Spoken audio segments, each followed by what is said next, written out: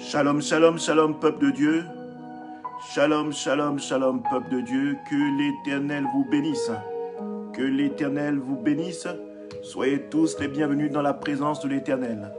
Je suis le pasteur Alain Joël Mbendambia et le pasteur Elazar Mbendambia se joint à moi pour vous souhaiter la bienvenue. Nous espérons avec grâce vraiment que cette semaine s'est passée dans le plus grand calme qui soit, que vous ayez connu la paix de l'Éternel et que surtout vous demeuriez dans sa présence.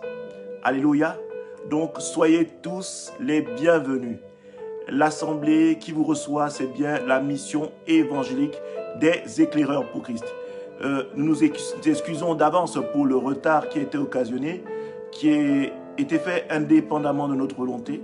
Mais vous savez, ce sont les aléas du direct. Mais bon, comme nous avons le Seigneur avec nous, c'est nécessaire et c'est sûr que la victoire est toujours de notre côté. Alléluia. Donc, je viens ici permettre de saluer tous ceux qui sont ici présents. Donc, s'il y a des gens ici présents, qu'ils se manifestent, qu'on se dise tous le shalom, le shalom, le shalom, le shalom. Recevez la paix, recevez la paix. Que le Seigneur soit avec vous, que vous soyez où que vous soyez, que vous ayez la paix du Seigneur, que la paix du Seigneur soit votre partage, que le Seigneur vous bénisse. Alors, pour ceux qui viennent nous rejoindre, j'insiste sur le fait que dans l'intitulé de ce moment que nous allons passer ensemble, il y a tous les détails pour pouvoir nous retrouver. Il y a tous les détails pour pouvoir nous joindre. Il y a tous les détails pour ceux qui veulent pouvoir faire une offrande à l'assemblée que nous sommes. Que le Seigneur vous bénisse, que vous puissiez rentrer dans vos grâces les plus profondes qui ont été instaurées par l'Éternel des armées. Soyez tous bénis. Alors, en second plan, je vais vous inviter tous à pouvoir partager, tous autant que vous êtes. Parce que la force et la puissance de ce média, c'est le partage. La force et la puissance de ce média, c'est le partage. La force et la puissance du Facebook ou d'un quelconque moteur dans lequel vous nous suivez, c'est le partage.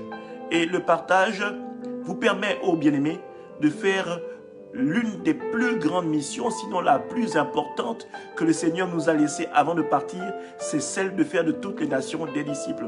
Donc tu peux taguer un frère, taguer une sœur, permettre à quelqu'un qui, même si tu ne le sais pas, peut avoir besoin de pouvoir entendre cette parole qui va être une parole de soutien, une parole qui va être partagée aujourd'hui, qui va être probablement une parole qui va permettre de relever quelqu'un, n'est-ce pas?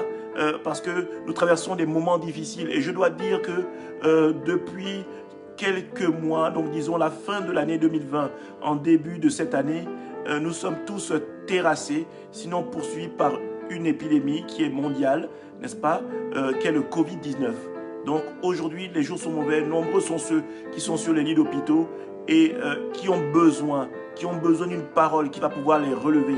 Nombreux sont ceux qui ont perdu un proche, qui ont besoin d'une parole qui va être une parole de soutien, qui va être une parole de fortification, qui va être une parole d'édification, qui va être une parole qui va pouvoir donner de l'espoir, de l'espérance, qui va devoir renforcer, donner de la foi à quelqu'un.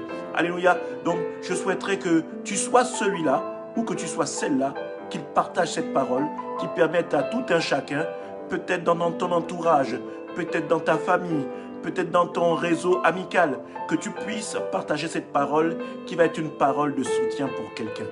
Alléluia. Donc, que le Seigneur vous bénisse. Soyez tous les bienvenus. Alors, partagez, partagez, partagez, partagez, partagez, partagez, partagez. Alléluia, alléluia, je salue mon frère Fabrice, sois béni, sois béni. Je t'invite à partager, que le Seigneur te bénisse où que tu sois. Alléluia, ça fait très très longtemps qu'on ne s'est pas vu. Que le Seigneur te bénisse, que le Seigneur te bénisse où que tu sois. Reçois en abondance les choses qui sont préparées pour toi. Que l'année 2021 soit une année jonchée de succès. C'est vrai, nous avons toujours des turpitudes, hein. Nous avons toujours des turpitudes, mais je crois fermement que le Seigneur, dans cette turpitude, ne nous laisse pas en vain et que ce sont des tempêtes qui sont là pour nous forger. Alléluia. Donc, reçois en abondance tout ce qui est prédit pour toi, tout ce qui est prévu pour toi, mon frère Fabrice. Que le Seigneur te bénisse. Je salue également le frère Olivier. Olivier, sois béni.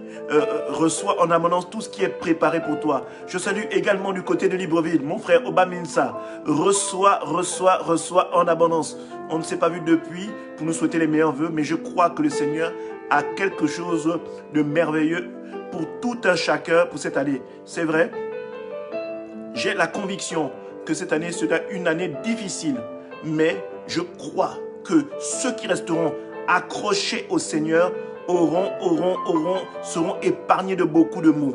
Alléluia. Je salue également ma sœur, si je ne me trompe pas, Violette. Violette, sois bénie, sois bénie. Que l'Éternel te bénisse où que tu sois. Que l'Éternel te bénisse où que tu sois. Soyez bénis tous. Partagez en abondance dans les différents groupes qui font partie de votre profil Facebook. Alléluia. Partagez la parole. Taguez un frère, taguez une sœur.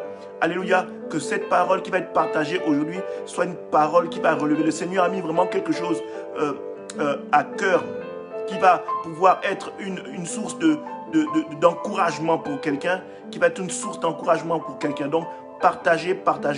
Ne soyez pas radins. Vous savez, le Seigneur a dit qu'il n'est pas venu pour être servi, mais pour servir. Donc, nous devons être également si nous devons être de la même nature que Christ, nous devons être aussi de ceux qui partagent. Donc, qui venions pas pour être servis en premier, mais qui venions pour servir les autres. Alléluia. Parce que nous sommes tous appelés à nous entraider les uns les autres, nous aimer les uns les autres, nous soutenir les uns les autres. C'est ce que le Seigneur souhaite au plus profond de son cœur d'amour qu'il a pour nous. Je salue la sœur Sandrine. Sandrine, Mekina, sois bénie. Tu es l'une des plus habituées et je bénis le Seigneur pour ta vie. Que tu reçoives en abondance tout ce qui a été déployé pour toi par le Seigneur pour cette année. Alléluia. Que vous ne désespériez pas, que vous ne soyez pas de ceux qui flanchent, mais que vous soyez ceux qui marchent la tête haute parce que vous avez un Dieu qui est grand, qui est puissant, qui est géant, qui est magnifique et qui est plein d'amour. C'est un Dieu qui n'existe nulle part ailleurs qu'en Christ, notre Seigneur et Sauveur personnel. Alléluia. Je voudrais que nous puissions tous partager et après cela, nous allons rentrer dans cette phase qui est une phase d'intercession, qui est une phase très très importante parce que nous allons remercier notre Dieu. Alléluia. Alléluia, nous allons remercier notre Dieu. Nous allons le remercier parce qu'il y a tellement de choses. Alléluia, je vais profiter de l'occasion pour saluer ma sœur Brucia. Sois bénie Brucia. Sois bénie de là où tu es. Reçois en abondance les bénédictions qui te sont attachées. Que l'Éternel te bénisse, que là où tu es, que tu reçoives en abondance. Alléluia, alléluia. Donc je disais tantôt tout à l'heure que nous allons remercier notre Dieu. Alléluia. Et nous devons être de ceux qui éprouvions de la joie. Alléluia. Sois béni mon frère Eric. Sois béni. Sois béni mon frère Eric. Que l'Éternel te bénisse. Alléluia. Que l'Éternel te bénisse en abondance. Alléluia. Alors, il est plus que nécessaire que nous remercions notre Dieu. Je vais vous dire pourquoi. Parce que nous avons en premier, le plus beau cadeau qui soit. Celui d'être en vie. Alléluia. Nous avons le plus beau cadeau qui soit. Celui d'être en vie. C'est vrai, nous avons tous des problèmes, nous avons tous des difficultés. Mais bien aimé, quand tu compares les problèmes des autres et que tu compares dans la position dans laquelle tu es, tu dois dire gloire à Dieu. Gloire à Dieu. Gloire à Dieu. Parce que les problèmes qui sont attachés à toi sont des problèmes que le Seigneur croit que tu es capable de surmonter. Alléluia. Et je dis que tu as le souffle de vie, c'est une grâce magnifique. Parce que tu n'es pas meilleur qu'un autre. Regarde, il y a des gens qui ne sont plus aujourd'hui. Il y a des gens qui ne sont plus. Alors que nous avons fermé les yeux hier, beaucoup de personnes n'ont pas pu les ouvrir ce matin. Bien-aimé, te rends-tu compte de la grâce que tu as? Aujourd'hui, tu peux contempler tes enfants, tu peux les prendre dans tes bras, tu peux appeler un proche à gauche ou à droite. Tu peux te retrouver dans quelques minutes ou dans quelques secondes à pouvoir partager un repas en famille. C'est une chose magnifique. Est-ce que tu penses que tu es meilleur que quelqu'un? Est-ce que tu penses que tu es meilleur que ceux qui ne sont plus aujourd'hui? Bien-aimé, je ne crois pas. Parce que la perfection n'est pas de ce monde. La perfection n'est pas de ce monde parce que nous sommes faits de la chair, qui est une chose, un moteur, un corps corruptible. Donc, nous sommes pris de failles. Et celui qui nous permet de pouvoir, malgré les failles que nous puissions avoir, rester fort et droit devant lui, c'est le Seigneur Jésus-Christ Nazareth. Donc, rien que pour ça, bien-aimés, nous devons être de ceux qui rendions grâce à Dieu et qui lui disions merci. C'est pourquoi, bien-aimé, je vais t'inviter à élever la voix. Je vais t'inviter à élever la voix et à remercier notre Dieu. Alléluia. Si tu viens d'arriver, rejoins le train en marche et joins-toi à nous. Nous allons élever la voix pour remercier notre Dieu. Disposons-nous, bien-aimés. Ne soyons distraits d'aucune sorte. Alléluia. Alléluia. Oh Éternel, je te remercie de ce moment que tu permets que nous ayons entre frères et sœurs. Seigneur, nous avons longtemps été, Seigneur, errés dans le monde, mais aujourd'hui, Seigneur, nous voulons te dire merci. Combien d'années, ô Éternel, se sont passées sans que nous nous t'ayons adressé une parole de remerciement, Seigneur. Mais aujourd'hui, ô Éternel, j'ai pris conscience, Seigneur, que tu es mon Dieu, que tu es mon roi. Seigneur, je me sais imparfait, Seigneur, rien que par la chair que j'habite, Seigneur. Éternel, mon Dieu, mon roi, je me sais, oh mon Dieu, corruptible par le corps que j'habite. Éternel, mon Dieu, mon roi, je me sais limité par mon statut d'homme. Oh Seigneur, je te dis merci Seigneur, parce que tu permets, oh mon Dieu, mon roi, que je puisse contempler mes enfants, que je puisse les voir rire, que je puisse, oh mon Dieu, mon roi, passer un coup de fil au reste du monde et rester en contact avec ma famille. Tu permets, oh mon Dieu, mon roi, que peut-être que dans quelques heures, je puisse partager un repas d'amour avec mes frères et sœurs, avec ma famille, Seigneur, avec mon bien-aimé, avec ma bien-aimée, avec mes enfants, Seigneur. Merci pour ce souffle de vie, oh Éternel. Parce que Seigneur, je sais Seigneur que c'est le plus beau cadeau que tu m'aies fait. Je sais que je ne suis pas meilleur que qui que ce soit Seigneur. Oh Seigneur, nombreux sont partis durant cette nuit. Mais à moi Seigneur, mais à nous ici présents, tu as fait la grâce de pouvoir ouvrir les yeux. Oh Éternel, qui est comme toi? Qui est comme toi, ô Éternel? Qui est comme toi, ô Jésus-Christ de Nazareth? Qui est comme toi, ô Jéhovah Rapha, alors que les temps sont mauvais, Seigneur? Tu me gardes loin, Seigneur, du fléau qui frappe dehors, Seigneur. Comme jadis les enfants en Égypte, Seigneur. Tu recouvres, Seigneur, les linteaux de ma maison, de ma porte, Seigneur, de sang de l'agneau qui me protège de toutes les turpitudes qui frappent dehors, Seigneur. Que 1000 tombent à ma droite et 10 000 à ma gauche, Seigneur, de mon côté, je ne serai pas atteint, Seigneur. Merci, Seigneur, de cette protection que tu établis sur ma vie. Merci, ô Éternel, de ce que tu me gardes loin, ô Seigneur, du mal. Merci, ô Seigneur, que tu me gardes loin de la maladie, ô Seigneur. Merci, ô Seigneur, que tu me gardes de ce que tu fais, que tu me gardes loin de tous les manquements, Seigneur. Car à chaque fois que je pleure à toi, que je crie à toi, Seigneur, tu pourvois, Seigneur. Tu pourvois en ton temps, Seigneur. Tu suscites une personne, Seigneur. Tu suscites, oh mon Dieu, mon roi, un bien-aimé, Seigneur, pour tendre la main. Et je sais que c'est toi qui es derrière. Merci, ô Éternel, de ce que tu fais dans ma vie. Merci, ô Éternel, de ce que tu fais dans nos vies. Merci, ô Éternel, de ce que tu fais dans chacune des vies ici présentes, de la sécurité que tu déploies sur chacun des enfants, des personnes ici présentes, Seigneur. Oh, gloire te soit rendue. Et cela dans le nom puissant de Jésus-Christ Nazareth.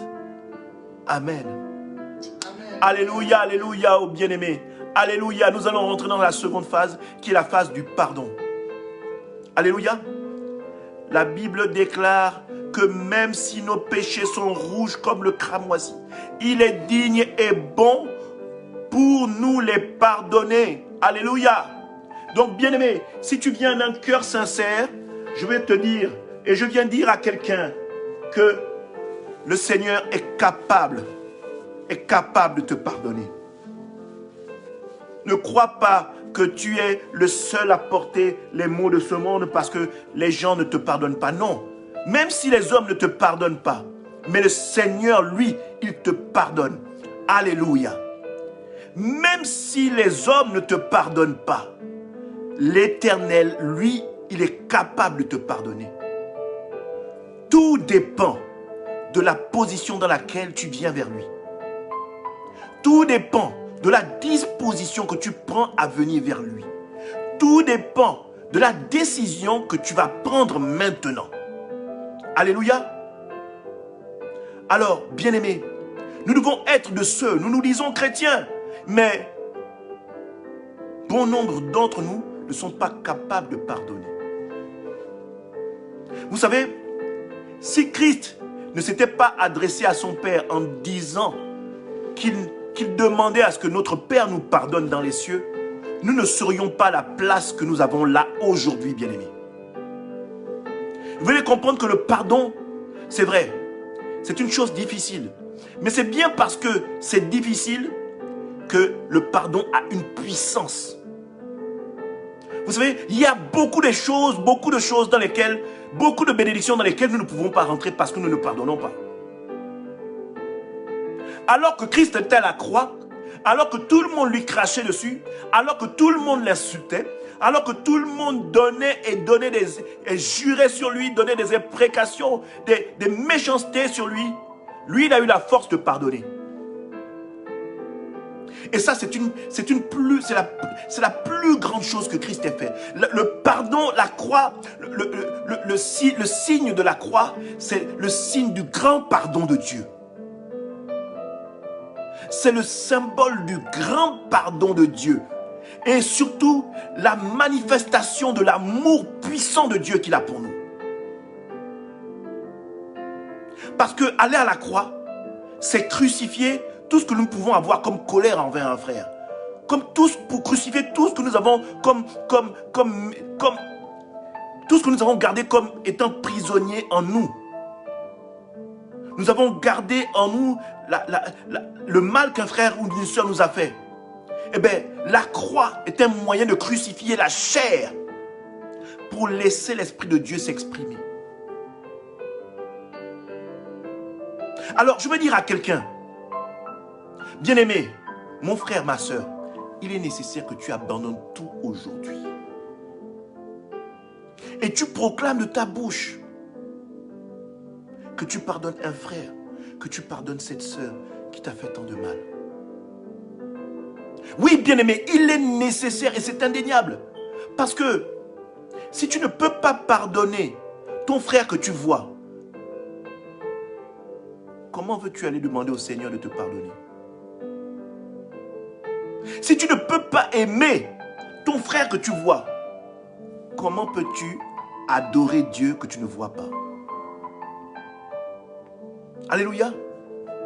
Donc, bien-aimé, c'est une parole, non seulement pour vous conduire vers le pardon, mais c'est une parole qui est là aussi pour encourager quelqu'un qui a du mal à pardonner. Alléluia. Nous allons élever la voix et demander pardon à notre Dieu. Éternel mon Dieu, mon roi, nous te rendons toute la gloire. Nous bénissons ton saint nom, ô Jésus-Christ de Nazareth. Seigneur, je viens devant ton trône de gloire. Nous venons tous ici présents devant ton trône de gloire. Seigneur, nous te bénissons, Papa. Te dire combien tu es grand, combien tu es amour. Ô éternel mon Dieu, mon roi. Nous venons, ô mon Dieu, mon roi, te demander pardon, Seigneur. Alors que Jean le Baptiste a fait durant tout son ministère sur terre de la repentance une grande mission. Parce que c'était là le moyen de préparer ce que tu allais faire à la croix, Seigneur. Nous aussi, nous venons au Seigneur partager la repentance, le pardon. Le pardon. Nous venons demander pardon à un frère. Et nous venons également pardonner un frère. Éternel mon Dieu, mon roi, donne-nous la force nécessaire. Donne-nous le courage. Parce que bon nombre croient que pardonner, c'est s'humilier. Pardonner, c'est une insulte. Pardonner, c'est... Oh, éternel mon Dieu. pardonner, c'est s'abaisser. Mais non, au contraire, bien-aimé. Le Seigneur me dit de te dire que pardonner, c'est élever. Parce que le Seigneur aime l'humilité. Et je viens te dire, oh bien-aimé, que l'humilité précède la gloire. Bien-aimé, le pardon que le Seigneur veut que tu donnes à un frère, une sœur, c'est le pardon qui va te permettre de grandir. C'est le pardon qui va te permettre de croître. Mais c'est également le pardon qui va te permettre de te guérir. Oh bien-aimé, nous disons merci à l'Éternel pour le pardon qu'il nous donne aujourd'hui. Et nous disons merci, oh Dieu, merci mon Dieu, mon roi, pour le pardon que nous octroyons à un frère. Merci pour cette puissance et ce courage dont tu nous armes pour pouvoir pardonner un frère, pour pouvoir pardonner une sœur. Et cela dans le nom puissant de Jésus-Christ de Nazareth. Amen. Alléluia, alléluia, alléluia, alléluia. Je salue mon frère Léandre, je salue mon frère Léandre. Shalom, shalom, shalom Léandre. Sois béni, sois béni, sois béni. Alléluia, alléluia. Je bénis également ma sœur Diane. Sois béni. Je suis heureux de te voir. Alléluia, alléluia. Recevez, recevez en abondance. Recevez, recevez en abondance. Partagez, partagez. Soyez de ceux qui partagez ce temps de moment, ce moment de prière et ce temps d'intercession que nous avons tous ensemble. Alléluia. Nous allons demander la présence du sang de Christ. Vous savez, la Bible déclare qu'il n'y a point de pardon sans effusion de sang. Qu'il n'y a point de pardon sans effusion de sang. Alléluia, je reçois vos bénédictions. Je reçois vos bénédictions. Soyez tous bénis. Alléluia. La Bible déclare qu'il n'y a point de pardon sans effusion de sang. Alléluia. Vous savez, dans le monde des ténèbres, l'ennemi utilise aussi le sang. Pour faire des pactes, on va toujours vous demander du sang. Alors, je vais vous dire, le Satan n'a rien inventé. Satan n'a rien inventé. Il prend ce que Dieu a établi et le détourne pour amener beaucoup de personnes dans le désespoir, à leur perte. Aujourd'hui, Christ a tout payé. Tu n'as plus besoin d'égorger un bouc ou un coq. Alléluia. Tu n'as plus besoin d'égorger un coq. Non, tu n'as plus besoin de ça. Christ a déjà tout payé à la croix il y a 2000 ans. Et le même sang qui a coulé à la croix coule aujourd'hui sur toi. Je dis bonjour également à Leslie. Leslie, sois bénie. Recevez, recevez, recevez en abondance. Recevez en abondance. Soyez bénis, Leslie. Que l'Éternel vous bénisse en abondance. Que la grâce de l'Éternel coule sur vous. Alléluia. Alléluia. Shalom, shalom, shalom à Leslie. Shalom, sois béni. Donc je disais que vous n'avez plus besoin d'égorger un coq. Non. Ceux qui vous proposent de telles choses veulent vous le perdre. Le sang de Christ coule jusqu'aujourd'hui. Le sang de Christ coule jusqu'aujourd'hui. Christ vous a acheté à une valeur à laquelle n'importe quelle entité ne peut pas vous acheter. Vous êtes inachetable à nouveau. Vous êtes la propriété de l'Éternel. Et ce sang qui a coulé n'est pas le sang qui couvre le péché, mais qui est le sang qui efface le péché. Alléluia. À ce moment-là, je viens dire à quelqu'un que si vous venez vers le Seigneur d'un cœur sincère, quand son sang coule sur vous pour vous octroyer le pardon, le Seigneur devient amnésique. Il ne se souvient plus du péché passé. Le pardon que vous octroie par la présence du sang de Christ, le pardon que le Seigneur vous octroie par la présence de Christ, est un moyen par lequel le Seigneur renouvelle votre personnalité. Le Seigneur renouvelle votre piste. Le Seigneur renouvelle votre vie. Le Seigneur, pour ceux qui auront établi quelque chose de fort avec l'Éternel, le Seigneur vient réhabiliter, restaurer, réconcilier la personne que vous êtes avec lui par la présence du sang. C'est pourquoi, bien-aimés, je vous invite tous, où que vous soyez, aux quatre coins de la planète que vous soyez, que le sang de Christ coule sur vos vies, sur vos enfants, sur vos projets, sur vos emplois, sur tout ce que vous êtes, sur tout ce que vous touchez, sur tout ce que vous entrepreniez. Alléluia. Donc nous allons élever la voix, bien-aimés, et demandant la présence du sang de Christ sur notre être. Alléluia. Éternel mon Dieu, mon roi, je viens te rendre toute la gloire. Éternel mon Dieu, mon roi, je bénis ton saint nom. Toi, ô Jésus-Christ de Nazareth, merci pour ce sang précieux qu'il coule sur la vie de tout un chacun ici précieux. Merci pour ton sang précieux qu'il coule sur la vie de toute personne ici présente. Qu'elle soit en direct ou en différé, qu'elle reçoive sur leur vie la présence de ton sang précieux. Ton sang qui délivre, ton sang qui restaure, ton sang qui est le sang qui est réparateur, qui restaure les couples, qui restaure les foyers, qui ramène la paix. Ton sang qui brise les chaînes ancestrales, qui nous retiennent prisonnières dans les liens familiaux. Ton sang qui vient couper et briser et consumer les liens familiaux qui nous amènent vers notre Père, Seigneur.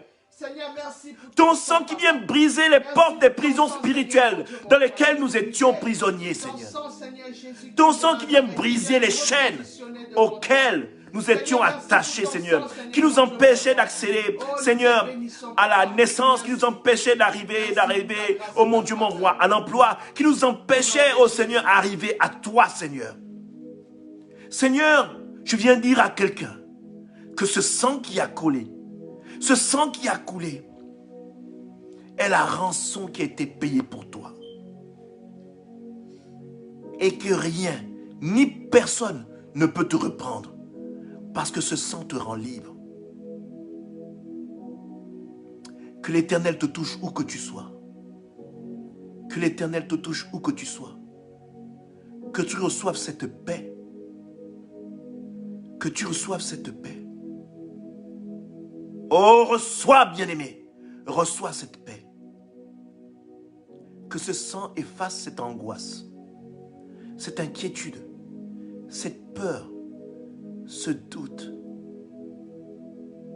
Que le sang te renouvelle. Que le sang de Jésus-Christ te renouvelle. Que le sang de Jésus-Christ renouvelle tout ce que tu es. Que le sang de Jésus-Christ renouvelle tout ce que tu touches. Que le sang de Christ renouvelle tout ce que tu entreprends. Que le sang renouvelle tout ce que tu toucheras. Que le sang renouvelle même ton entourage. Que le sang de Jésus-Christ renouvelle même ton entourage, tes amis. Que le sang de Christ sépare ceux qui viennent pour te perdre. Que le sang de Christ te remplisse du discernement qui va te permettre de pouvoir marcher dans les parvis et dans la présence de la sécurité du Seigneur. Oh, reçois, bien-aimé. Reçois, bien-aimé. Reçois, bien-aimé, cette paix. Que l'Éternel te bénisse au nom de Jésus-Christ de Nazareth. Amen. Bien-aimés, soyez tous bénis, soyez tous bénis, soyez tous bénis. Vraiment que le Seigneur vous bénisse en abondance. Je viens dire à quelqu'un que le Saint-Esprit est là. Le Saint-Esprit est là. Que le Saint-Esprit est là. Alléluia. Le Saint-Esprit est là. Le Saint-Esprit est là. Le Saint-Esprit est là. Le Saint-Esprit est là. Le Saint-Esprit est là. Le Saint-Esprit est là. Le Saint-Esprit est là. Le Saint-Esprit est là. Oh bien-aimé, que l'Esprit de Dieu te touche où que tu sois. Que l'Esprit de Dieu t'environne. Que le Saint-Esprit t'accompagne aujourd'hui et durant la semaine qui va venir. Que le Saint-Esprit soit ton meilleur ami. Que le Saint-Esprit environne un couple où régnait la guerre et qu'il ramène la paix. Que le Saint-Esprit rapproche les parents de leurs enfants. Que le Saint-Esprit fasse germer dans le cœur de tout un chacun un environnement de paix. Parce que la bénédiction ne peut venir que dans un environnement de paix. Le Saint-Esprit ne se déploie pas dans un environnement de guerre. Le Saint-Esprit a besoin que tu éprouves de la paix au fond de toi. Et le Saint-Esprit est l'Esprit de Dieu qui déploie la paix dans ton cœur. Oh, recevez la paix du Saint-Esprit. Recevez la paix du Saint-Esprit. La colère ne doit pas vous habiter. Parce que la colère empêche le Saint-Esprit de travailler.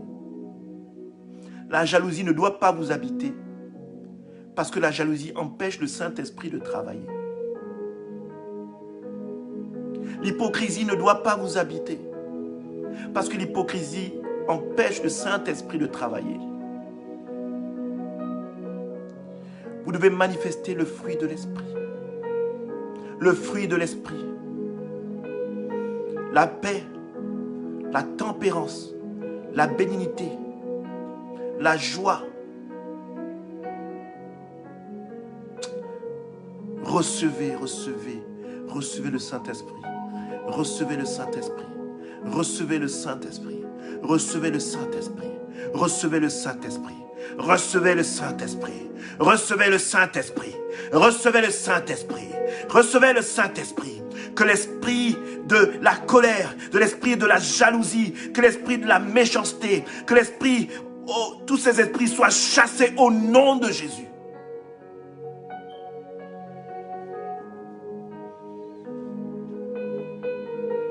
Toutes ces choses sont la manifestation des désirs de la chair,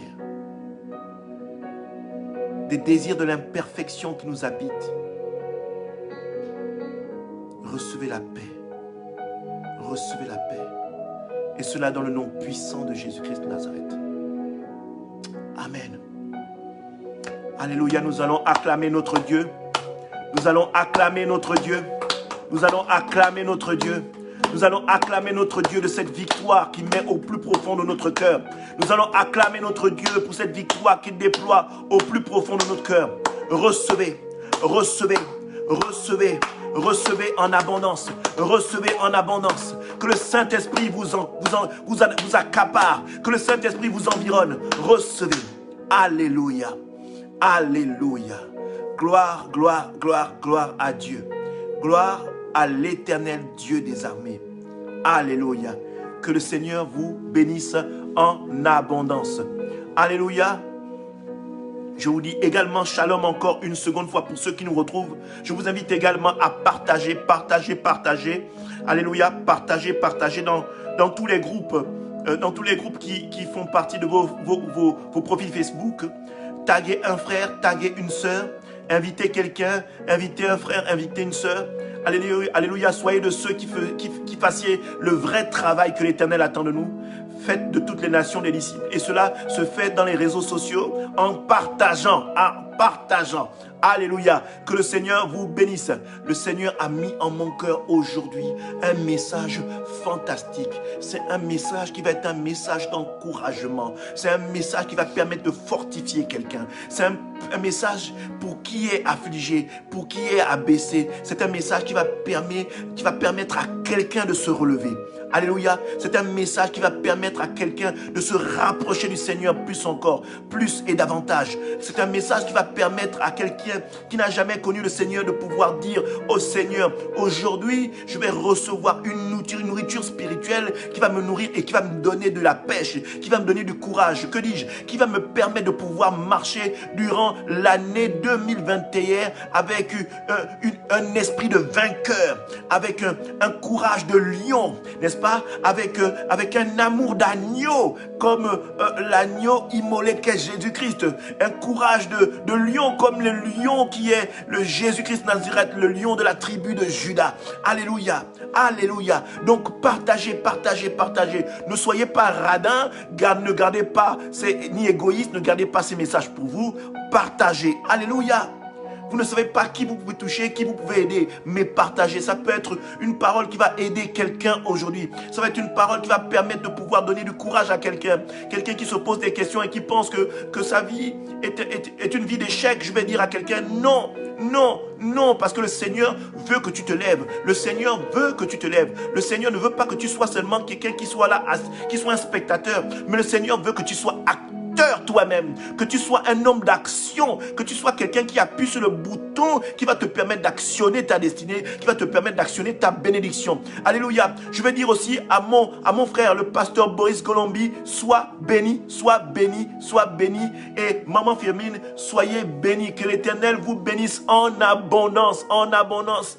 Et je crois, comme d'habitude et pour toujours, que nous sommes ensemble. Alléluia. Je bénis également et je donne un grand shalom à mon frère Orphée. Sois béni, que le Seigneur t'arme de courage, de persévérance pour lui appartenir. Alléluia, alléluia. Accroche-toi à lui, accroche-toi à lui. Ne désespère pas, accroche-toi à lui. Je veux et je souhaite, et c'est tout le mal que je te souhaite, que tu connaisses le Seigneur que je connaisse, que tu t'accroches au Seigneur que je connaisse, que tu connaisses les profondeurs du Seigneur que je connaisse. Je souhaite que ce soit vraiment la chose la plus profonde que tu gardes en toi, c'est que le Seigneur t'aime et que le Seigneur veut s'accrocher à toi. Le Seigneur veut t'embrasser, il veut te prendre dans ses bras. Le Seigneur veut t'amener, veut t'élever. Il veut te faire connaître les bienfaits de son amour. Alléluia, alléluia.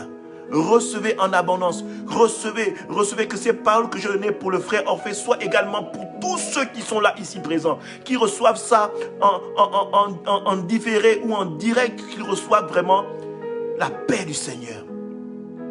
Alléluia. Alors, ce que l'Éternel a mis en mon cœur aujourd'hui, c'est un fabuleux message, alléluia, que nous avons intitulé « Sortir du STS ». J'ai abrégé, mais sortir du syndrome de Stockholm. Alléluia. Beaucoup de gens me diront, mais qu'est-ce que c'est que le syndrome de Stockholm? Qu'est-ce que l'homme de Dieu veut nous faire comprendre aujourd'hui? Pourquoi l'homme de Dieu nous fait ça? Bien-aimé, de là où tu es, ne pouffe pas de rire, mais c'est un message d'encouragement. Alléluia. Le syndrome de Stockholm, c'est une expression déjà qui existe depuis à peu près bientôt 50 ans, n'est-ce pas? Qui a commencé à Stockholm, en Suède. La petite histoire, c'est que la Suède est en proie à des problèmes politiques, n'est-ce pas? Il y a des problèmes politiques, il y a la crise et tout le reste. Et à ce moment-là, c'est dans les années 70, il se passe un grand braquage dans une banque. Alléluia.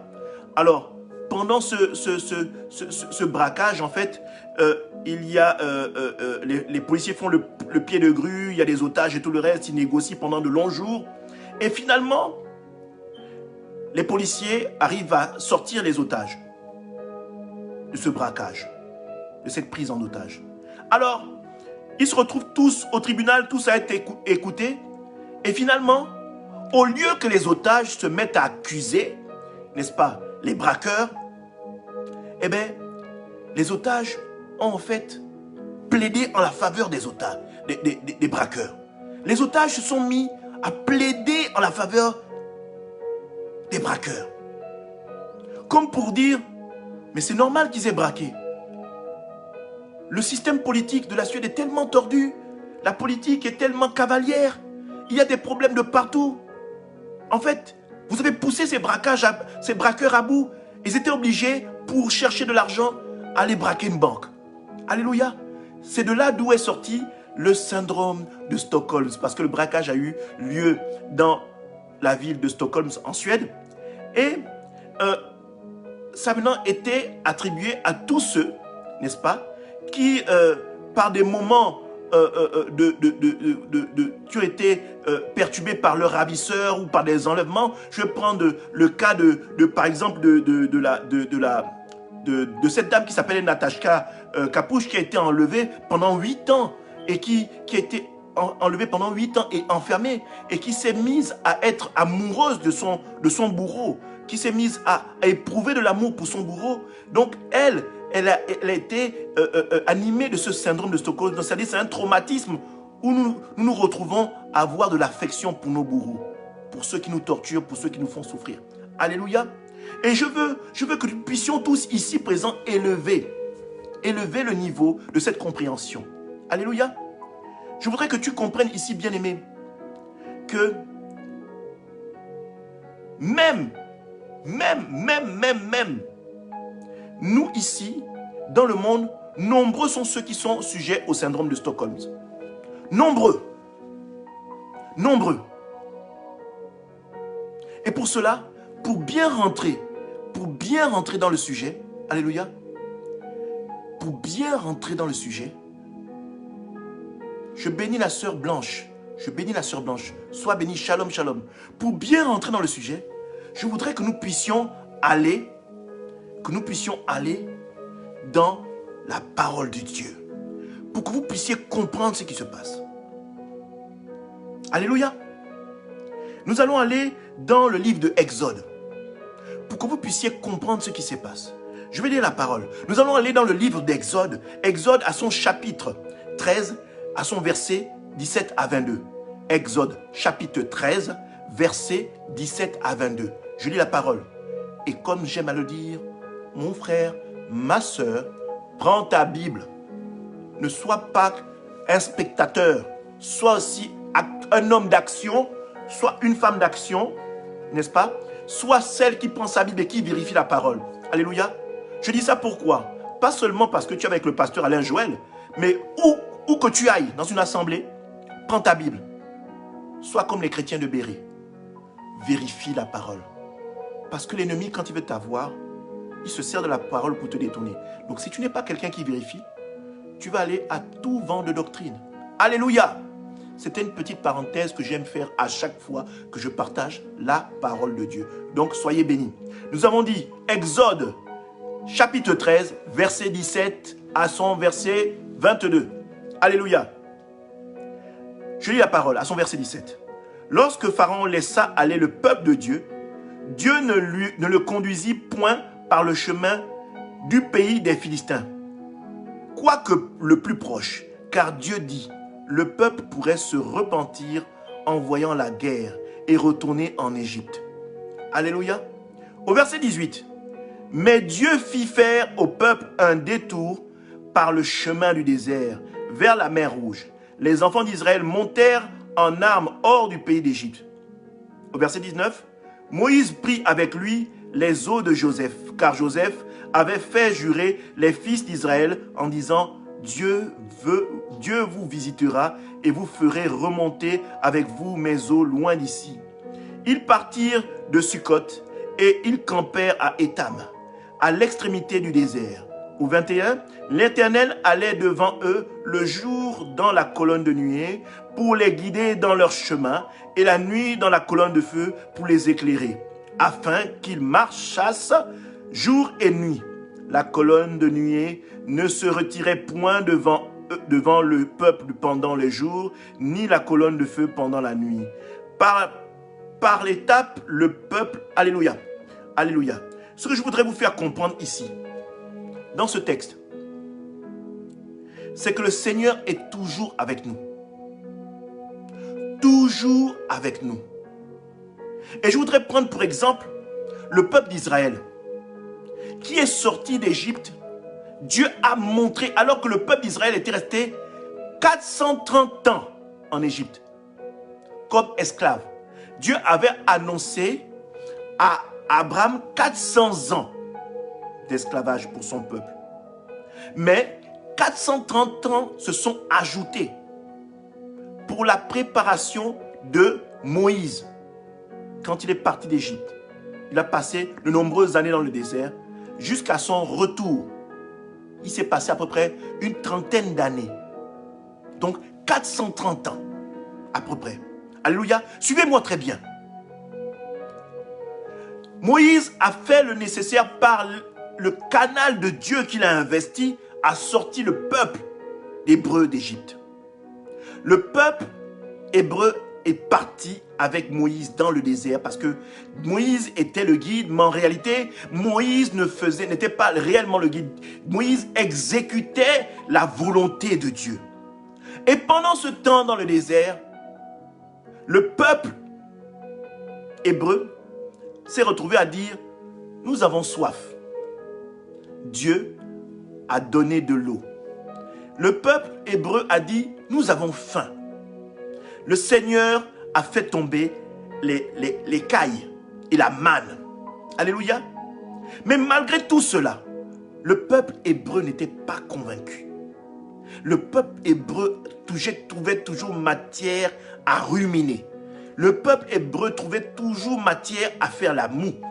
Le peuple hébreu s'est même retrouvé à dire et en vouloir à Moïse que nous étions bien chez les Égyptiens parce que nous travaillions et que nous avions toujours de quoi manger. On travaillait, nous avions toujours de quoi pêcher. On travaillait, nous avions toujours de quoi nous vêtir. On travaillait, mais nous avions toujours de quoi vivre. Bien-aimés, vous devez comprendre que le peuple hébreu était dans le syndrome de Stockholm. Parce qu'il se retrouvait à adorer son bourreau, à croire que les Égyptiens voulaient leur bien. Je ne dis pas qu'ils étaient tous comme ça, mais la bonne partie était quasiment comme ça. Étaient attachés à leur bourreau. Ils trouvaient leur bonheur et leur sécurité dans la souffrance. Parce qu'ils ne voulaient pas être acteurs de leur délivrance. Ils pensaient qu'avec le Seigneur, tout se donnait comme ça. Non, bien-aimé, le Seigneur attend que tu te lèves. Le Seigneur attend que tu sois acteur. Alléluia. Le Seigneur veut te sortir de la position dans laquelle tu es. Et je voudrais parler à quelqu'un qui est là depuis longtemps, qui est par exemple, ses grands-parents étaient pauvres. Son père était pauvre. Lui-même est pauvre. Et qui croit que le Seigneur a fait que sa vie, et c'est celle-là, qui s'est abandonnée à ce que le monde a fait de lui. Qui croit que, bon, comme on dit chez nous au Gabon, l'expression la plus populaire, on va encore faire comment? C'est ma vie. Non, le Seigneur ne veut pas que tu restes dépendant et que tu restes écrasé par ce syndrome de Stockholm. Parce que le Seigneur a quelque chose de plus propre pour toi. La Bible déclare que le Seigneur dit dans sa parole qu'il a des projets de paix et non de malheur. Donc je veux dire à quelqu'un que ce que tu traverses aujourd'hui, que tu sois issu d'une famille qui a toujours été pauvre et que la pauvreté arrive jusqu'à toi, je veux dire à quelqu'un que non, ne sois pas écrasé par ce syndrome de Stockholm. Ne donne pas matière à moudre. Ne donne pas matière à casser du sucre au monde sur ton dos pour te dire que on va faire comment. Non. Le Seigneur attend que tu te lèves. Le Seigneur attend que tu viennes vers lui. Le Seigneur attend que tu te viennes vers lui d'un cœur sincère. Que tu te lèves, que tu sois acteur, que tu sois celui qui se lève quand lui, il se lève. Que tu ne sois pas de ceux qui soient affligés, que tu ne sois pas ceux qui se mettent à adorer le monde en se disant, je suis comme ça, il n'y a pas de raison de me lever. Non, non, bien-aimé, refuse cela. Refuse cela. Parce que accepter cela, c'est être infligé et appuyé par le syndrome de Stockholm.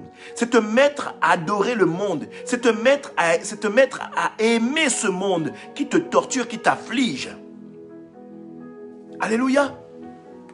Je voudrais que nous puissions comprendre une chose. Alléluia. Quand Dieu s'est adressé à Gédéon, Dieu a appelé Gédéon vaillant. Il a appelé... il a appelé Gédéon vaillant héros. Il a appelé vaillant héros. Pourquoi? Parce qu'il a mis des projets de paix. Il avait mis des grands projets en Gédéon. Mais Gédéon était tellement affligé par son environnement. Il était tellement convaincu que la vie qu'il menait était une normalité. Il était tellement convaincu que non seulement la vie qu'il menait était une normalité, mais que le statut qu'il avait auprès des gens était normal. Et que même, parce qu'il va même jusqu'à dire que je suis issu d'une moindre famille. Comment d'une famille comme ça peut sortir le titre que tu me donnes, Seigneur? Et à chaque fois, le Seigneur le fortifiait. À chaque fois, l'Éternel Dieu le rassurait. Et petit à petit, il s'est mis à prendre confiance. Pourquoi je dis il s'est mis à prendre confiance? Parce qu'il s'est mis à consulter le Seigneur pour toutes choses. À chaque fois qu'il demandait quelque chose au Seigneur, le Seigneur le fortifiait. À chaque fois qu'il demandait quelque chose au Seigneur, le Seigneur lui montrait et le faisait gagner en confiance. Lui qui se disait qu'il allait aller combattre avec 3000 hommes, non. Le Seigneur a dit, tu n'as pas besoin de ça. Tu es un vaillant héros. J'ai mis en toi la destinée précieuse d'un vaillant héros.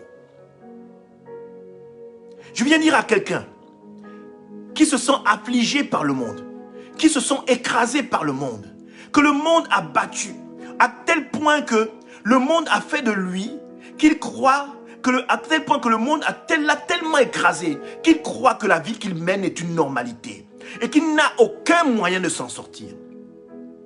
Je vais dire à quelqu'un à qui le syndrome de Stockholm habite de manière intégrale et complète, que bien aimé, le Seigneur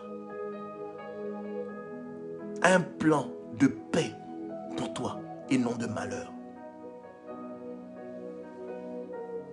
Qu'il soit grand, qu'il soit moyen, qu'il soit petit, mais le Seigneur a un plan de paix pour toi et non de malheur. Le Seigneur attend que tu sois un vaillant héros à ton niveau. Le Seigneur attend que tu sois un vaillant héros, que tu sois celui qui se lève, que tu sois celui qui passe son temps à consulter le Seigneur à chaque fois que tu es en proie au doute. Le Seigneur veut que tu te réfugies en lui à chaque fois que tu es en proie au doute. L'Éternel n'a cessé de faire croître Gédéon, de la mener à avoir petit à petit une foi totale en lui. Une foi totale en lui.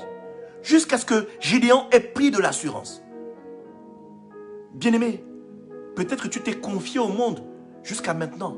Aujourd'hui, je viens te dire, confie-toi à l'Éternel. Lis cette parole de Dieu qui va te fortifier chaque jour.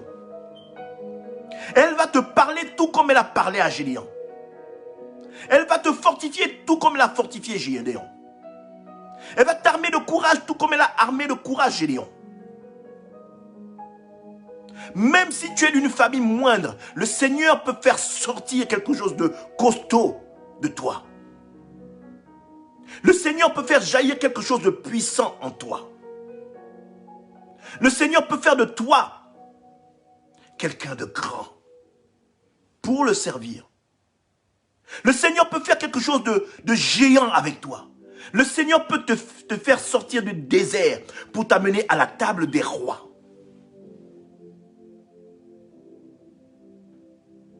La Bible déclare que Dieu n'est pas un homme pour mentir. Peut-être que les hommes t'ont perdu, t'ont menti, t'ont trompé. Mais je viens te dire que si tu te confies à l'Éternel, si tu t'abandonnes dans l'Éternel, l'Éternel va te relever. L'Éternel va te justifier. Parce que tu auras peut-être laissé un travail, parce que ce travail t'aura perdu.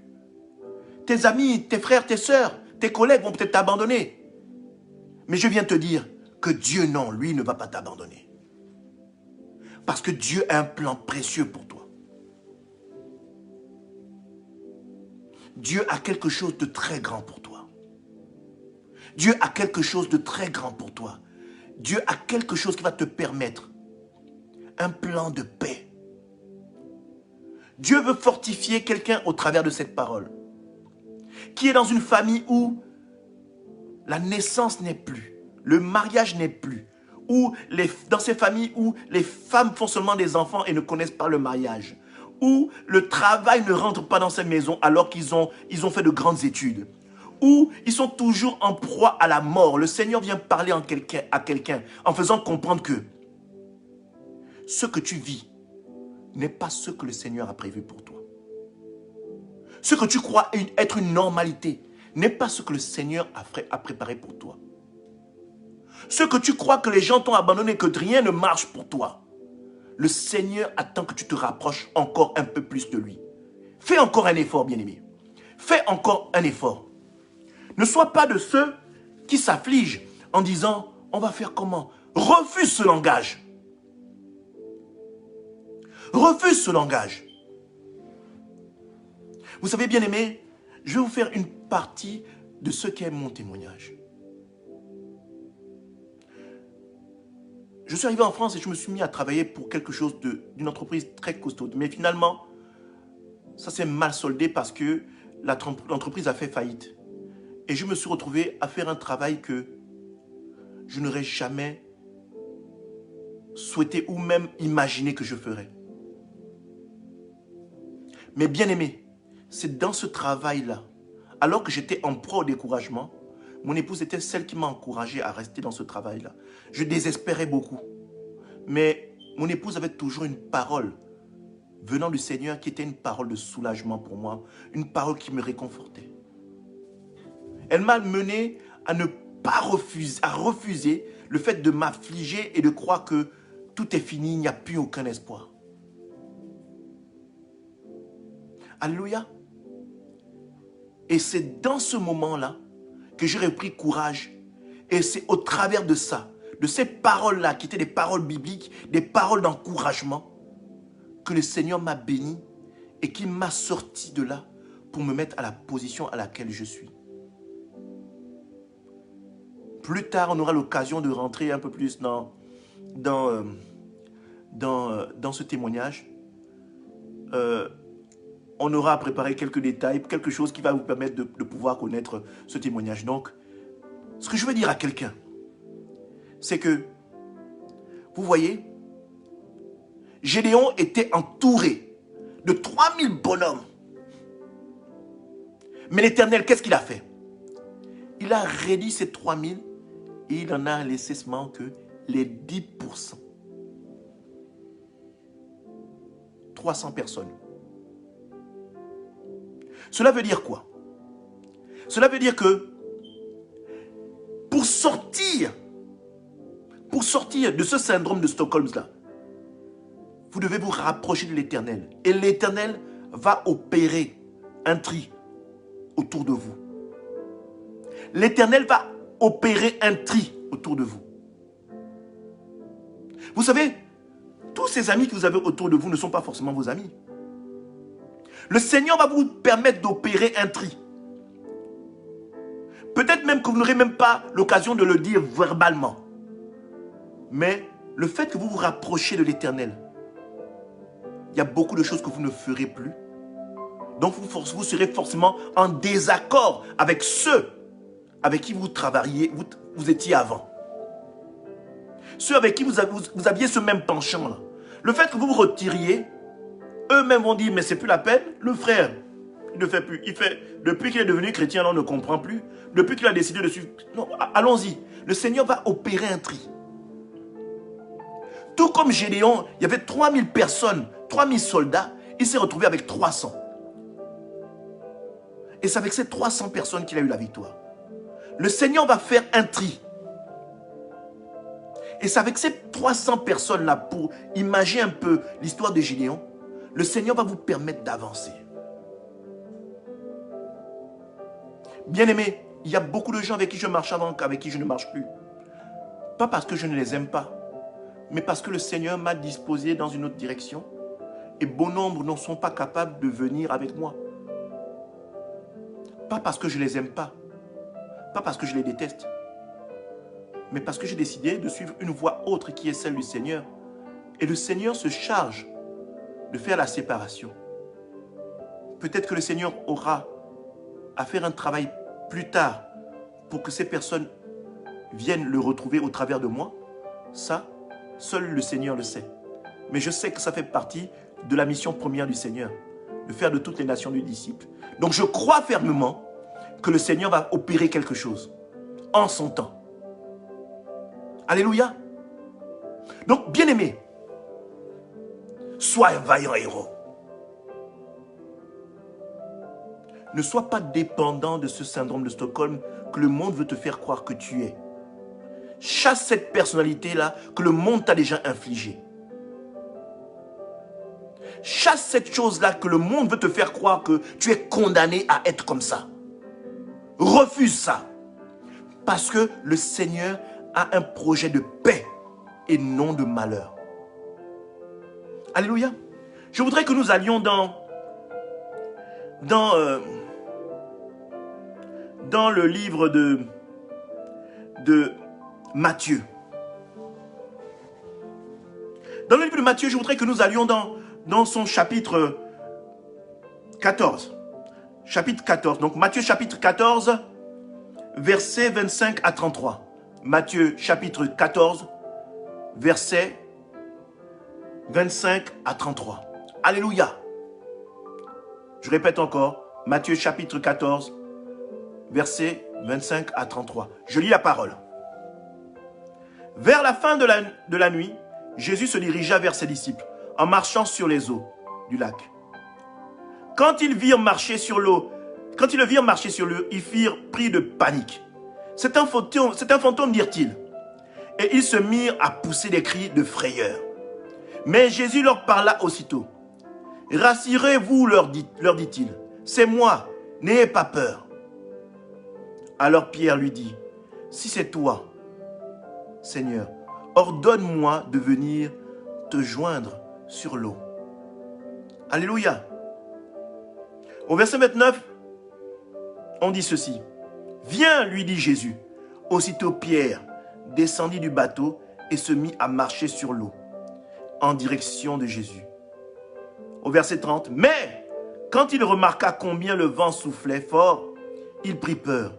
Et comme il commençait à s'enfoncer, il s'écriait, « Seigneur, sauve-moi » Aussitôt, Jésus lui tendit la main et le saisit. « Ta foi est bien petite, lui dit-il. Pourquoi as-tu douté ?»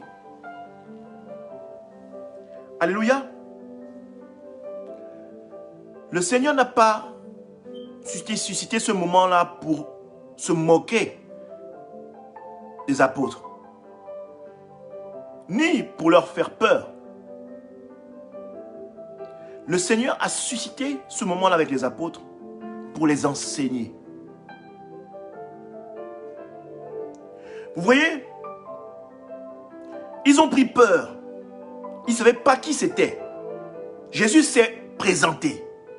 Il a dit, c'est moi, ne prenez pas peur. Aussitôt, ils ont eu confiance. Pierre dit, Seigneur, si c'est toi, invite-moi à venir, appelle-moi. Et c'est ce que Dieu fait considérablement tous les jours pour vous, bien-aimés. Le Seigneur cogne à la porte de votre cœur considérablement. Parce que il veut souper avec vous. Il veut demeurer avec vous. Le Seigneur le fait considérablement tous les jours. Il fait ça tous les jours que vous sortiez. Il agit tous les jours pour que vous sortiez du syndrome de Stockholm que le monde vous inflige.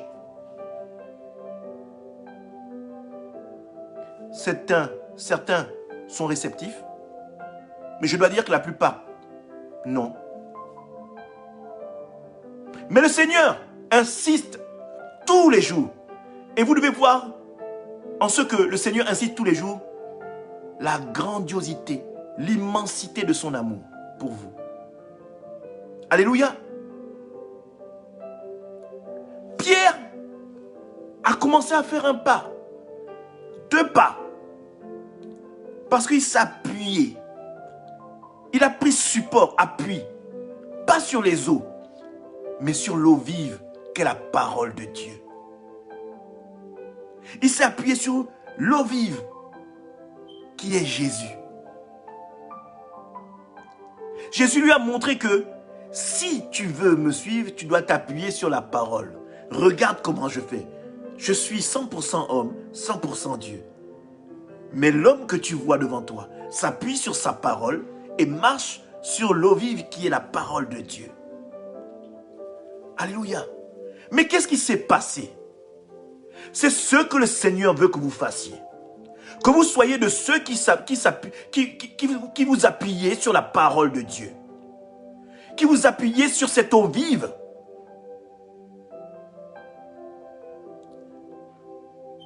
Le Seigneur, oh merci Saint-Esprit. Le Seigneur veut que vous sortiez de la barque. Cette barque où ils étaient, c'est le syndrome de Stockholm dans lequel tu es enfoncé.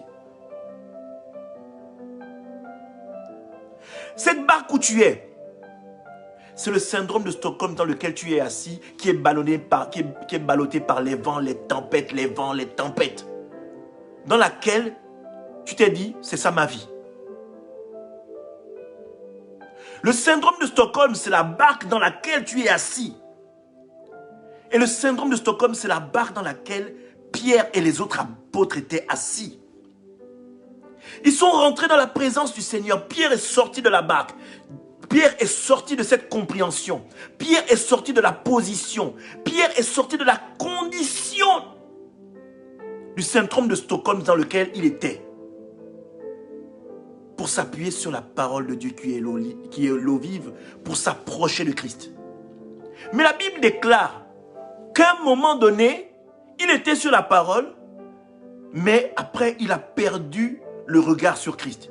Il a commencé à s'attacher, à regarder, à faire attention au vent, aux tempêtes, aux flots qui s'énervaient. Et à ce moment-là, il a perdu pied. Le socle, le support qui était l'eau vive, qui était la parole de Dieu, s'est dérobé sous ses pieds. Je veux dire à quelqu'un que le Seigneur attend que tu sortes de cette barque. Le Seigneur attend que tu sortes de ce syndrome de Stockholm. Le Seigneur attend que tu te détaches de ce monde. Le Seigneur attend que tu viennes dans ce projet de paix qu'il a pour toi. Le Seigneur ne voudrait pas que tu t'accroches à ce projet de malheur qui est le vent et la tempête qui souffle à tous égards autour de ta barque. Le Seigneur voudrait que tu viennes à lui. Et quand Pierre a crié au Seigneur à l'aide, cette main que le Seigneur a tendue est ce message que je te donne aujourd'hui. Cette main que le Seigneur a tendue est le message que je te donne aujourd'hui. C'est la main de Christ qui est tendue pour toi. Et qui te dit aujourd'hui, si tu étais resté accroché à ce syndrome de Stockholm, aujourd'hui, le Seigneur te dit comme pour te dire, viens à moi. Cette phrase qu'il a donnée à Pierre. Je cite. Ta foi est bien petite, lui dit-il. Pourquoi as-tu douté? Donc, par ma voix, le Seigneur te parle aujourd'hui et te dit, ta foi a toujours été petite. Mais aujourd'hui, le Seigneur veut te dire, ne doute point. Aujourd'hui, l'Éternel veut te dire, ne doute point. Le Seigneur veut te dire aujourd'hui que si tu décides, si tu prends la décision de changer de position et de marcher vers lui, en dépit de tout ce qui peut se dresser devant toi, en dépit de la tempête, en dépit de la barque dans laquelle tu es, du syndrome de Stockholm dans lequel tu es assis, en dépit des vagues qui sont en colère, qui s'érigent devant toi, de toujours rester le regard fixé sur lui, il va faire de toi un vaillant héros. Il va faire de toi quelqu'un qui va faire de plus grandes choses que lui l'a faites. Parce que l'Éternel qui est Jésus-Christ l'a dit. Vous ferez de plus grandes choses que moi. Le Seigneur est comme un père. Et tout père doit désirer que son enfant, que sa progéniture fasse mieux que lui. Et le Seigneur veut aujourd'hui que tu sors du syndrome de Stockholm dans lequel tu es endormi, dans lequel tu es enfoncé, dans lequel tu t'es même dit que c'est une normalité. Il veut que tu refuses cela, que tu sortes de la barque, n'est-ce pas? Que tu aies des pas d'assurance comme les premiers pas que Pierre a donnés. Et même si tu doutes, crie au Seigneur et dis au Seigneur, sauve-moi. Il sera la main tendue pour à chaque fois te rappeler que tu as douté. Mais bien aimé, je viens dire à quelqu'un qu'il n'y a aucun combat que le Seigneur mette devant toi que tu ne sois pas capable de vaincre. Je viens dire à quelqu'un que le Seigneur a des projets de paix magnifiques et que il est temps et nécessaire que tu sortes de la barque du monde qui t'entoure, que tu sortes de la barque de ton intellect, que tu sortes de la barque de ce que tu penses que c'est ça ta vie. Ce n'est pas parce que tes parents ont été pauvres que tu vas être pauvre. Ce n'est pas parce que la nativité n'est jamais rentrée dans ta maison que tu n'en tenteras pas. Ce n'est pas parce que le travail n'est jamais rentré dans ta maison que tu ne travailleras pas. Oh, je veux dire à quelqu'un aujourd'hui que le Seigneur a un plan magnifique pour toi. Mais il attend que tu sois acteur. Que tu sois acteur. Que tu sois celui qui participe à sa victoire. Il attend de toi que tu fasses comme Pierre. Que tu sortes le premier pas de la barque. Et que tu marches avec assurance. Non pas comme Pierre a flanché. Mais que tu gardes le regard fixé sur lui. Et que tu fasses de grands pas d'assurance. Sur l'eau vive. Avec l'eau vive qui est la parole.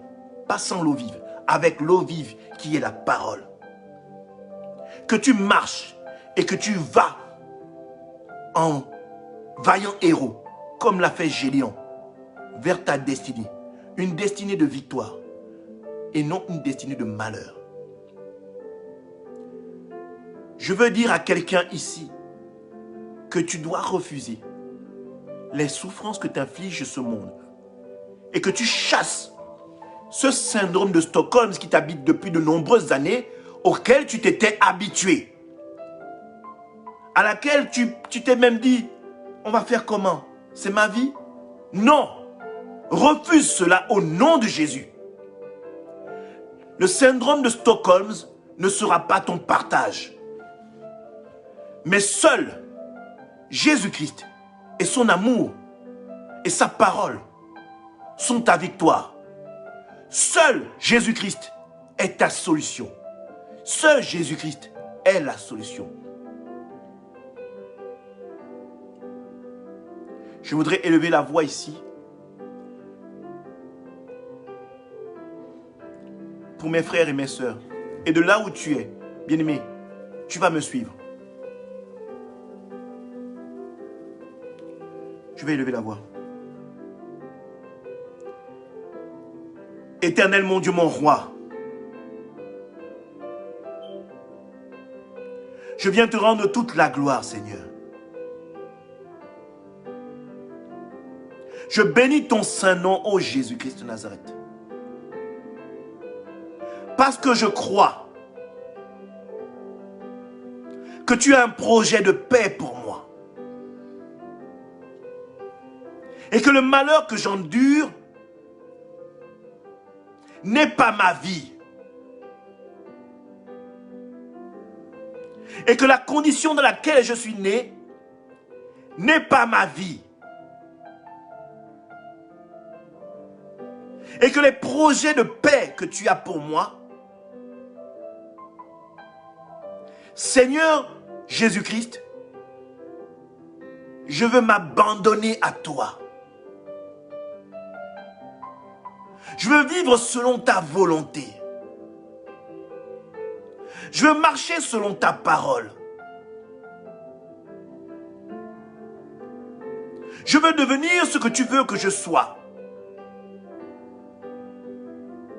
Je veux manifester ton amour, ta joie autour de moi.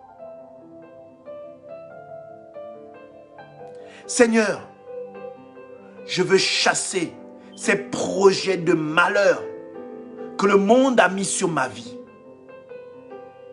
Je me détache de ce syndrome de Stockholm qui a habité jadis ma famille, où régnait la mort, où régnait la pauvreté, où régnait cette malédiction. Seigneur, je refuse cela au nom de Jésus-Christ de Nazareth. Je chasse ce syndrome de Stockholm de ma vie. Je chasse cette prison au nom de Jésus. Je me détache de ce syndrome de Stockholm au nom de Jésus. Je me détache de cet esprit de victoire qui m'était, ô Seigneur, mis comme étant un fardeau, ô Seigneur. Ce semblant de victoire que m'offrait le monde. Seigneur, ce syndrome de Stockholm n'est pas ma condition. Cette pseudo-victoire n'est pas ma victoire. Ce qui est ma victoire, c'est t'appartenir. Ce qui est ma victoire, c'est vivre dans tes parvis. Ce qui est ma victoire, c'est demeurer dans ta présence. Ce qui est ma victoire, c'est être le vaillant héros que tu veux que je sois. Ce qui est ma victoire, c'est vivre pour toi. Ce qui est ma victoire, c'est être ton esclave. Ce qui est ma victoire, c'est que tu fasses de moi ce que tu veux que je sois. Merci, ô Éternel, de cette victoire que tu me donnes aujourd'hui. Au nom de Jésus. Seigneur, merci par ton sang qui coule sur ma vie, qui me renouvelle, qui ramène la lumière en moi où régnait l'obscurité, qui ramène la vie où régnait la mort, et qui ramène la paix où régnait la guerre, qui ramène, oh mon Dieu, mon roi, l'humilité où régnait l'orgueil, qui ramène la colère, qui ramène la paix où régnait la colère, qui ramène la joie où régnait le malin et le mal. Seigneur, je vais me détacher de ça. Seigneur, je veux t'appartenir. Sois magnifié, sois exalté, et cela dans le nom puissant de Jésus-Christ de Nazareth. Soyez bénis, bien-aimés. Que le Seigneur vous bénisse. Bien-aimés, soyez fortifiés et j'ose espérer que ce message que le Seigneur a mis en mon cœur ne sera pas un coup d'épée dans le dos, mais aura été une épée à double tranchant, séparant âme et moelle, et qui va travailler au plus profond de vous et susciter un réveil. Parce que nous sommes là pour vous éclairer. Tel est le nom de la mission évangélique des éclaireurs pour Christ. Susciter le réveil, vous éclairer, vous qui étiez endormis. Alléluia, réveillez-vous. Le syndrome de Stockholm n'est pas votre partage. Cette condition que vous vivez n'est pas votre partage. Les souffrances que vous vivez n'est pas votre partage. La condition dans laquelle ce monde veut vous enfermer n'est pas votre partage. Bien-aimés, nous aurons ce soir la grâce d'être invités à une émission qui s'appelle La complémentarité dans les couples pastoraux, qui est initiée par le pasteur Boris Golombi et qui se passe ce soir à 20h. Nous serons également avec le pasteur, le couple pastoral Mournay. Et nous vous invitons tous à y prendre part sur la page Facebook du pasteur Boris Golombi et Victoire Life. Soyez les bienvenus. Et nous vous y attendons tous nombreux. Dans la rubrique événements de la page, l'événement est déjà disposé. Je vous invite tous à prendre cet événement, même pendant que vous êtes là maintenant, si vous pouvez. Vous le faites et vous le partagez dans vos réseaux sociaux, dans vos groupes. Alléluia. Pour que nous puissions nous retrouver plus nombreux. Ça va être un moment magnifique. On va non seulement être édifiés, mais nous allons beaucoup rigoler. Alléluia. Nous allons nous détendre. Oui, bien-aimés, les serviteurs de Dieu aussi peuvent s'amuser. Les serviteurs de Dieu peuvent aussi se détendre. Les serviteurs de Dieu ne sont pas tout le temps que sérieux. Nous sommes aussi des hommes et les hommes de Dieu ont droit aussi à leur part de loisir. Mais ce n'est pas seulement une part de loisir, mais c'est une part un moment de détente et de loisir dans lequel nous allons tous être édifiés. Donc je vous invite tous ce soir sur la page du pasteur Boris Golombi et la page Victoire Life. Donc ce seront les deux points où vous pourrez retrouver l'émission. Le thème, c'est la complémentarité dans les couples pastoraux. Que l'Éternel vous bénisse. Je suis le pasteur Alain Joël Rembendambia et le pasteur Elzage Rembendambia se joint à moi pour vous souhaiter un excellent dimanche. Un excellent dimanche. Mais nous vous disons à tout à l'heure pour la complémentarité dans les couples pastoraux. Alléluia. Que le Seigneur vous bénisse. C'est à 20h et c'est aujourd'hui. Que le Seigneur vous bénisse. Alléluia. Agréable jour de sabbat et excellent début de semaine. Et que l'Éternel soit avec vous tout au long de cette semaine. Seigneur Jésus-Christ, je te dis merci et encore merci d'exister. Amen.